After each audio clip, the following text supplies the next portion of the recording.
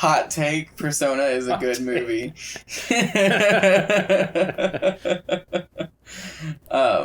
Sorry, spoiler alert for that podcast.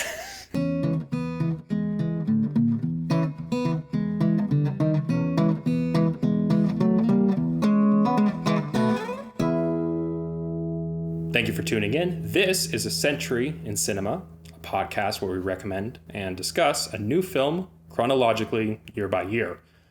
I'm Arthur. And I'm Andrew. And today's film from 1921 Sweden is Phantom Carriage, which you can find on the Criterion channel at a great quality, or this is a public domain film, so you can find it in the internet archives. So 1921, what's going on around the world? Doesn't seem like there's a lot, but there's little seeds for what will become bigger later on. For example, the German economy is doing very bad, and in Italy, the new fascist party is established, and in China, a communist party is founded. And in Russia, post-World War, post-revolution, now there is a civil war going on. It's been going on for a little while. Everyone is trying to decide how this new quote-unquote communist, socialist government is going to work. Is there anything of note happening in Sweden at this time? I wish. Let's talk about The Phantom Carriage. This is considered one of the great silent films, from what I could tell reading through stuff from the time period. In 1924, Charlie Chaplin was saying that it was the best film ever made. A lot of people really admired this film and thought very highly of it. I haven't heard of it very much since then. Yeah, I guess I do have sort of a unique perspective on that because I've been a huge fan of Bergman for a long time. And the guy who wrote, directed, and starred in this film, Victor Sjöström, he was the main character in Wild Strawberries, a great film by Ingmar Bergman. He essentially begged him to be the main character in Wild Strawberries, and Victor was like, no, I'm too old, I don't want to do all this. So Bergman acceded to all of these demands Victor made if he was going to work on this film, which included, like, not being on the set before a certain time. I want to say it was like 11 a.m. It was super late in the day. And he would be greeted at the set with a glass of port and breakfast. And he would only work for like 5 or 6 hours a day. Like he pretty much told Bergman, if you really want me to do this project, I'm going to demand these things. And if you can do all this, then sure, I'll do your movie. And I mean, in his defense, he was in his 90s when he did that movie. So I get it. Am I even right about that, though? Give me 1 second, please. Fine, double check that. So that's 20 plus the 50. Oh, so it's just 70. So he was 70. Okay. So I do understand where he's coming from. But, you know, he gave a great performance, and it's one of Bergman's classics. And Bergman in general was just very influenced by this film and by Victor Sjöström. So that was how I knew about this film. I had seen this film beforehand. So the plot of this film, we got another film that's sort of messy. Yes, a lot of flashbacks. So we have our main character, David, and he is telling his two friends about how whoever dies on the strike of midnight at New Year's Eve becomes the person who drives the Phantom Carriage, which is the person who goes through and collects people's souls who die over the course of a year. And every night lasts 1,000 years for the Phantom Carriage. Is it 1,000 or 100? I thought it was 1,000, but maybe you're right. Maybe it's 100. Yeah, 100. That detail, weirdly enough, doesn't come into play too much.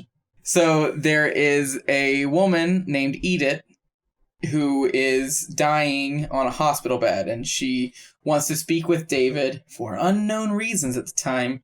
And David, who is drunk, gets told that she wants to see him, makes a big fuss about not wanting to go because he wants to see Midnight Strike, and his two friends get very upset with him and are trying to force him to go, and he puts a fight up against them, so they beat him up, and he dies on the stroke of midnight. And he discovers the driver of the Phantom Carriage is his old friend George, who was the person who told him that story initially. So he is now going to inherit this from George. So George starts talking to David, and he reminds him all about his previous life, his wife, and his children. His wife's name is Anna. You pretty much find out that David has been on this horrible path his whole life, and George is aware that David's life could have gone a different way if he hadn't have become a drunkard, and he could have been happy with Anna, and they could have had a good life together. So we get a bunch of flashbacks that sort of serve as the body of the film that give you a little more insight into their family life. Pretty much stuff is just not good there. Sorry to interrupt you, my man. You're good. But the first flashback kind of establishes that they did have like a really happy life. There was a time when they were kind of like frolicking in fields of flowers with their children. You know, and in my head, that flashback was like a fantasy vision of what their life could have been. Nonetheless, fantasy, flashback, and nightmare, it kind of all blurs together here. Yeah. So David says that he wants to go see Edith now because he understands that she has a good plan for him and she wants things to be good with him and his wife. He goes and sees her. She dies. And he begs for his life. And George decides to grant him his gift. So David comes back to life, essentially regains consciousness. He wakes up in the graveyard. And he goes to Anna. He has been made aware that she is planning on killing herself and their two children because they are so poor and life is so out of control. And so he tells her not to do that and that he's going to do better in life. And happily ever after, allegedly, goes from there. It has a Christmas Carol, like a nightmarish Christmas Carol sort of quality. Yes. It has It's a Wonderful Life, but very dark. Honestly, it helps me a bit to look up the summary, like a synopsis of these films, silent films, so that I can sort of know what's going on. Sometimes it gets confusing. This one especially, I mean, we've already discussed how I thought one flashback was like a fantasy vision. This film doesn't do much to clue the audience into it being a flashback. It sort of just expects you to be able to understand the ride and hang on. And for the most part, I did. There were just a few moments here and there where, especially at the beginning, when it was like, wait, where are we? What are we talking about? Why are we here? I couldn't tell if were the flashbacks happening chronologically. I guess I assumed so, but I don't know for a fact. Yeah. I don't know for a fact. That adds to the confusion. And yeah, I mean, I'll admit that I was confused through a lot of this film as far as when something was happening or if this was in someone's imagination or something like that. And then the part where we see his life with Anna leading up to this point is also very horrific, deals with consumption, and she finds out that he has it and he doesn't want her children to catch it, so she locks all of them in the house. What is that? It's tuberculosis, right? Yeah. Consumption, I guess, is tuberculosis, yeah. Oh, is it called consumption as well? I thought they called it consumption within the film. Edith also dies of consumption because she catches it from David. Yeah, Edith, and she's like in the Salvation Army. Like she's this sort of angelic figure that's there to rescue David. When he's drunk on the street and he stumbles into the Salvation Army, she takes it upon herself to like patch up his coat and try to save him. But he rejects it. There's this crazy scene where he tears up the coat that she mended for him right in front of her and throws it back in her face, essentially. Right. David's a pretty despicable character, at least from what we see in the flashbacks. And I mean, our intro to him is him like not wanting to go see a woman whose dying wish is to see him. So we're let on very early on that he's not a very good person.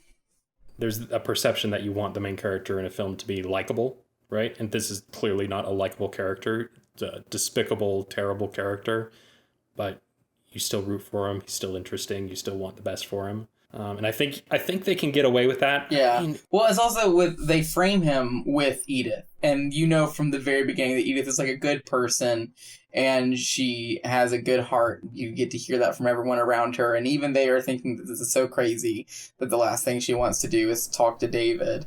And so you learn very early on that she's a very good person and has a very good heart. And so throughout the film, her rooting for him and her wanting him to be able to reform and change makes you as an audience sort of want the same for him. That's true. And I was also going to say that since you're viewing these flashbacks from the point of view of David in the future, you kind of have this separation from him. I mean, it's kind of like how you can look upon your own past decisions and kind of cringe and be like, wow, how could I do that? Right. Where he's kind of going through the same thing. He's forced to watch this pretty horrific scene of him taking an axe and chopping down the door in his home to try to get to his wife and children as they're like cowering in terror from him because he's trying to deliberately give his kids a disease just to spite his wife, who he's just angry at. Even though I was confused about what specifically was going on, broadly I did understand character motivations and kind of, Yeah. It's a great movie, honestly. I love this movie. It's like a grim fairy tale, isn't it? Yes, it has a very fantastical element to it. It frames everything within this super real world setting, but then it adds just this layer of mysticism over it that does give it more of like a warning tale. What am I trying to say? Well, every fairy tale has kind of like that moral core to it, right? Right. And this one's don't be a drunkard and be mean to your wife. Just be a good person. Don't try and literally give your children tuberculosis. I'm like, I get it. Like, I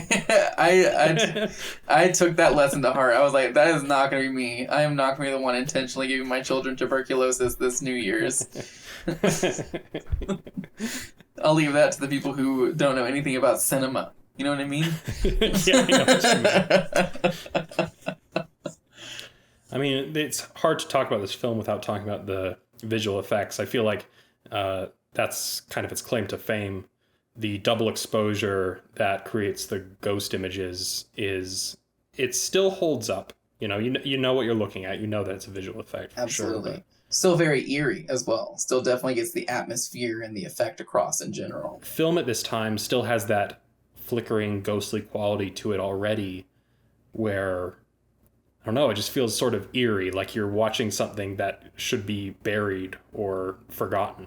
Yeah, it does feel like it's hard to describe, but it feels like you're watching a dead movie about death. Yeah. And it's like all movies are dead when you look at it in that perspective, but there is something unique about this film in particular and how old it is. Yeah, I definitely thought the effect work was the big standout with this movie. The film's a sort of natural obsession with death because it's sort of preserving what it captures in the moment. All the people we're watching in this film and films from this time period are long gone, but they are still alive in a ghostly sort of way. That's the sort of idea that I got watching this film, is that film itself has this spectral quality to it. And it's also interesting because the author of the book really wanted it to be filmed on location. But Sjöström was like, well, we have to do it in a studio because I've got all these ideas for these effects and stuff. So we're going to make a set that sort of looks like that, but we're not going to go there. And I think that makes sense. I mean, the lighting and everything in this film is very specific, and it does feel like the way certain images match up with the double exposure, it looks very complicated. It looks like it would take a long time to figure out and do. And if you were having to worry about the natural sunlight being in the right position for that on top of that, I don't know if this movie could have been made. So it's very interesting. Yeah, all the elements definitely had to be controlled and coordinated. And just knowing how double exposure works, kind of filming one take and then knowing that's the take you're going to use, because then when you go and film the visual effects sequence on the same exact reel of film, you have to line everything up And, you have someone's body lying on the ground a specific way, and then their ghost rises from it in the exact same way they were laying down. That's a kind of control that is very admirable. That this is definitely not a lazy film. Every single element and position had to be thought through. And as I understand, when Sjöström was writing the script, he was writing all of that into it because you have to keep all of that in mind. And I think it took like a year for the post-production to be completed. The sort of blue screen or compositing effects, none of that exists right now. Yeah, you have to do all of this by filming it on a black background because the black is not exposed onto the film. So you keep the dim lights lighting a portion of the subject so that when you film that over the reel of film the second time, you get the see-through effect. And even saying filming it is like such a simple way of putting it, because at this point it was all hand crank cameras. So it's true. Cameras had to be at the same speed for both shots, which is a very complicated, exact technical achievement that's still impressive today. I think even if you didn't know any of that and you watched this movie, you would still find the imagery haunting, and you would still be impressed by the way it looks and the way it feels. The other place you can see double exposure from this time period is, of course, the shorts from Georges Méliès, right? Oh yeah, he did a lot of stuff like this. He put a lot of double exposure in, hand painting, film cells, all of that stuff. So yeah, a lot of crazy effects going on in the films of Georges Méliès from this time period. But I mean, I just feel like it fits so well with the story of the Grim Reaper and the ghosts wandering through the sets. This feels like a very natural place for this effect to sort of culminate. The lighting in this film is gorgeous. Yeah. The bedside lamps, these foggy glass lamps, and just this very soft lighting that sort of flickers in the room. I loved the lighting in this film. And dark corners everywhere. Like no set is ever equally lit all the way through to where you can see the whole room. There's always darkness in the sides and the corners above. It's it gives this feeling of there is this menacing, oppressive force that's unavoidable, death, and it is just, creeping in from all sides at all times. Yeah, so I loved the look of this film. And as I understand, a lot of Scandinavian films, Swedish films from this time period are utilizing natural light, and they're kind of known for having this really beautiful look. Have you seen any other Swedish films from this time period? Not from this early. This is easily the earliest I've seen. And this was a movie that became an international success.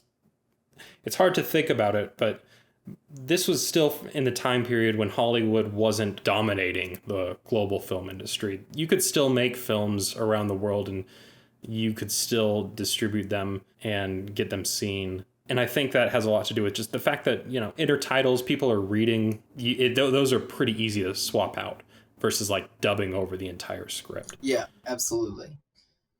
So this was a film that was seen by people around the world. Yeah, I can definitely see how, a film like this coming out at this time would get a really good response. This was still so early in the story of film that to tell a story using images like this and to get across the mood and emotions of your piece, not even really relying on your actors as much as you are on your set design and lighting and setting the mood, you can definitely see how in the 20s, if someone were to go and see this in a theater, they would just be blown away by it. Yeah. And that's pretty cool to think about, that cinema is still such a young art form that people are figuring it out. I think of virtual reality today, how that's not really an established art form with a huge industry behind it. It's still something where artists are trying to figure out the language of it, and film is sort of in a place like that in the early 1920s. But we can talk about sort of what stood out to us as out of date, what stood out to us as ahead of its time. Yeah, what stood out to you as ahead of its time? Ahead of its time. Definitely the effect work, even though we've already talked about that, definitely felt super ahead of its time. Within the plot, it does all feel super antiquated. It feels like it takes place not even in this time period. It feels like it takes place before this time period. It feels like it takes place in a land far away in a time long ago. It does feel like a story you would tell a kid while they were going to sleep or something if you wanted to spook them out a little bit. I will say that it feels so preoccupied with the morality of drinking, and that just doesn't feel like it's super relevant now. Because I looked up the temperance movement that was going on at the time. There was this push for less alcohol consumption, especially within the working class. But it especially takes root after the World War, when less and less alcohol is just being produced overall because of rationing grain and food supplies. You see it in the United States and Canada with prohibition. Yeah, and the alcohol itself is, the situations surrounding it are made so grand, and the decisions he makes, it feels like the alcohol itself is more just a metaphor for something, but the movie itself is very much anti-drinking. The movie definitely leans towards, not that he's a bad person that drinks, but he's a bad person because he drinks. Yeah. Yeah, so it just feels like, I can't say because I wasn't around at the time, but it feels like that sort of morality issue might have been a bigger thing for audiences at the time, and more of something that was being pushed not only in Sweden but around the world. I wish we had something better for like ahead of its time, but this film does feel so old, and that's part of its charm, is the antiquated vintage look of it. Yeah, you're never going to convince anyone that this, like, came out last year or something like that. It would almost be more impressive if it did. You know what I mean? Well, I was thinking about that. I was thinking about how contemporary horror films use, the flickering film reel as a sort of horror device. You have something like Sinister, that Ethan Hawke movie, where he finds the old film reels in the attic and he watches them, and it's clearly not something that he's supposed to have seen. They're haunted. And it reminded me of that watching this film. This felt like something that is almost something like was unearthed and should have been buried.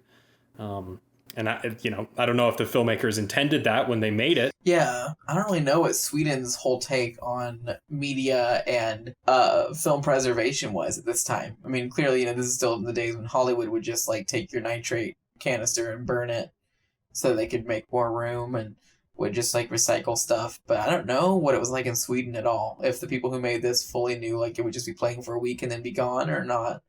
I know that when this film was originally discovered, there were 2 different prints, and they were both unfinished. And one was in Swedish and one was in English. That was how the film came to be discovered and recreated, was using 2 incomplete film prints. Oh, interesting. It was like in the 70s or 80s. So apparently Victor Sjöström, the director, and Selma Lagerlöf, the author of the original novel, apparently they met over the script, and Lagerlöf told Sjöström that she wanted the script to have less flashbacks and to have a more straightforward narrative, which I could see. Oh, you could definitely do that, yeah. The apparently the original novel also has sort of a confusing spiderweb of flashbacks that critics at the time said didn't really work. So it feels like Lagerlöf is sort of warning Sjöström, like, simplify this, make it a little bit more straightforward. And I don't know if he took that advice and this is the more straightforward version, or if he just ignored that advice and we still have a kind of a confusing narrative. But I just did think that was interesting, that the original author of the novel told the director to simplify the story and shy away from these sort of complicated flashbacks. Within American history, it's also funny that this film has so far like completely outlasted the book. Like, I've never even heard of the book, and while I'm sure there are many people who haven't heard of this movie, it's very well known within cinema circles in a way that I don't think the book is within book circles or anything like that. Yeah. Whereas, the Christmas Carol, I do think that's interesting that the movie has sort of outlived its source material. Maybe in Sweden it's popular. Maybe in Sweden. It's probably the hot ticket in Sweden, and we've just... I mean, I surely wouldn't know, you know? We're just ignorant Americans. We don't know. Yeah, I've never been to a Swedish book club before. Okay, I definitely should have read all this about the book before we did this. Is everything you said wrong? No, but this is fascinating. So I guess she originally was writing an essay on tuberculosis, also known as consumption, and her older sister and her young child had it. So she was trying to spread public education about tuberculosis and folded it into this novel. So I'm going to be real, I don't think the film gets that across very well. I wouldn't call this a cautionary tale surrounding the plague of tuberculosis. It definitely feels way more about the dangers of becoming an alcoholic. This was coming out at the end of sort of a golden age of Swedish cinema. And it's weird because it doesn't highlight what was really unique about Swedish cinema at the time. Even though this is a gorgeous looking film, apparently what Swedish cinema was known for at the time was these locations. Oh yeah. Yeah. And I think that was one of the reasons why the author was so set on that being how they made the movie. She wanted it to be filmed outdoors, is because, in her mind, that was how movies were made. Sweden was take the camera outside and make your movie. I mean, I know that Los Angeles and Hollywood was established because of, well, I don't want to make it sound like it's the only reason, but because in Southern California, like, it never rains, it's always sunny. So you can always count on the sun being out and having the light you need to film your shots. Was it similar in Sweden? The sun is always out. You got midnight sun madness up there. Yeah, like a midsummer situation where it's like 3 days of just the sun up in the air. So you can just work the crew for 3 days straight. Have you seen Smiles of a Summer Night? I haven't. I don't know what that is. It's Bergman's first big international success, and it's about where the sun is when it's making its big circle around the sky during the summer nights. You're a big Bergman fan, yeah? Huge Bergman fan. I've seen almost all of them. I don't know Bergman cinema very well at all. You can see his influence from this without question. The silence, the fact that the actors are pretty much only stating what needs to be stated unless we're in a flashback, in which case they will deliver long exposition lines to explain what's happening in the flashback. Even just the mood lighting. And I mean, Bergman did use a lot of locations, but he also was the master of sets. One of his best films, Cries and Whispers, is a masterclass in how to build and shoot a set. Even though I don't even know if it's an official set or if it's an actual house that he rented out, but he definitely, he paints this entire building red from top to bottom. And it is so captivating to watch. But you can definitely see, especially when you read any of Bergman's scripts, he's so enamored with death and with passing and with what happens after we go. He never really delves into it, which is funny because that's all this movie is doing. It's delving into what happens after we die. Mm-hmm. His stories are always more about how are the humans who are still alive dealing with that death.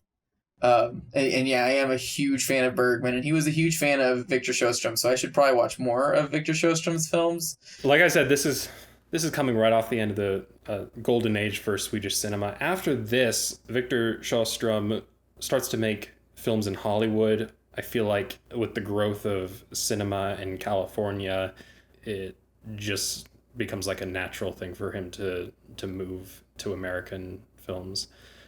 And I do want to watch more films from him because this is a silent film that, I'm happy to admit that I was confused, but this was one of those silent films that did really hook me, and I loved the fairy tale aspect of it. Yeah.